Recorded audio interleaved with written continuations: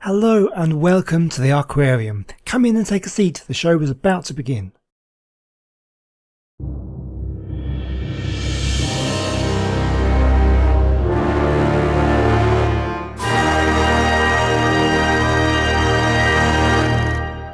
Plesiosaurs were a family of marine reptiles that originated in the late Triassic period around 203 million years ago and persisted all the way up to the KT extinction 66 million years ago. The plesiosaur here in Ark is a species known as Elasmosaurus. This long-necked plesiosaur could be found swimming in the western interior seaway around what is now Kansas during the late Cretaceous period around 80 million years ago. Elasmosaurus was one of the longest-necked animals to have ever lived, with only the necks of some sauropod dinosaurs beating it. Its neck measures up to 7.1 meters, that's about 23 feet, with at least 71 vertebrae, more than any other plesiosaur and indeed any other vertebrate animal known. About half the length of its entire body was made up by its neck. At a total length of around 14 meters, that's about 45 feet, the Elasmosaurus was one of the largest plesiosaurs known. It was probably not a fast swimmer, its large paddle-like flippers being suited to efficient locomotion through the water. It would have also been restricted to the marine environment.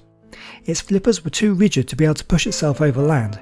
It also would have needed the buoyancy of water to support its body weight. Another thing that would have prevented it from leaving the water is the strength of the muscles in its long neck. They just wouldn't have had the strength to hold its head up. This also means that the Elasmosaurus would not hold its head up out of the water, as is often depicted in art. The teeth of Elasmosaurus were sharp and fang-like, perfect for gripping slippery, struggling prey.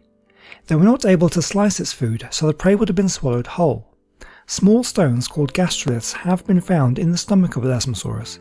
These stones help to grind up food as it's being digested.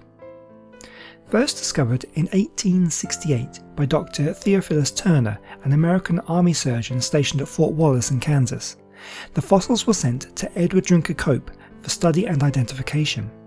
In 1869, Cope scientifically described the specimen and wrote a manuscript which contained a reconstruction of the skeleton of the animal.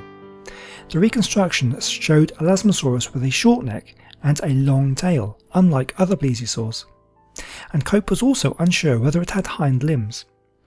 A year and a half later, in March 1870, the American paleontologist Joseph Leidy, Cope's mentor, noted that Cope's reconstruction of Elasmosaurus showed the skull at the wrong end of the vertebral column, at the end of the tail instead of the neck. Cope had apparently concluded that the tail vertebrae belonged to the neck, since the jaws had been found at that end of the skeleton. To hide this mistake, Cope attempted to recall all copies of his article and printed a corrected version with a new skeletal reconstruction that placed the head on the neck. Although Cope had tried to destroy the manuscript, one copy came to the attention of American paleontologist O.C. Marsh, who ridiculed the mistake. This led to antagonism between Cope, who was embarrassed by the mistake, and Marsh, who brought up the mistake repeatedly for decades. This argument increased tensions between the two and helped spark the already fierce rivalry that became known as the Bone Wars. Well, that's all I have for you today. As always, I hope you've enjoyed the video and you've learned something new. If you did, please let me know by leaving a like and a comment down below, and I hope to see you next time when we'll take a look at the electric and the lamprey eels. I'll see you then. Goodbye.